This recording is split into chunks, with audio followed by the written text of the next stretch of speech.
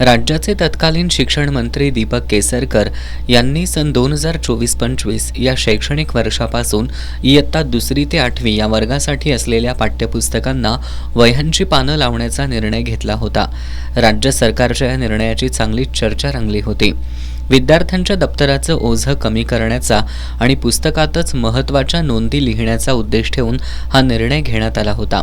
मात्र वर्षभरातच हा निर्णय मागे घेण्याची वेळ शालेय शिक्षण विभागावर आली आहे. शालेय शिक्षण विभागाकडून याचा आढावा घेतल्यानंतर पाठ्यपुस्तकांमध्ये समाविष्ट करण्यात आलेल्या वह्यांच्या कोऱ्या पानांचा विद्यार्थ्यांकडून शिकवलेल्या घटकांच्या नोंदी घेण्यासाठी अपेक्षेप्रमाणे उपयोग झाल्याचं दिसून आलं नाही.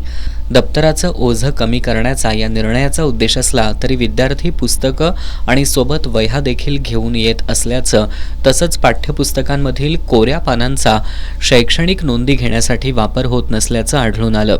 शालेय शिक्षण विभागाला या निर्णयातून अपेक्षित उद्देश फारशा प्रमाणात सफल झाल्याचं दिसून आलं नसल्यानं हा निर्णय मागे घेण्यात आला असून पूर्वीप्रमाणे पाठ्यपुस्तकं विद्यार्थ्यांना वितरित केली जातील असं नव्या आदेशात म्हटलंय.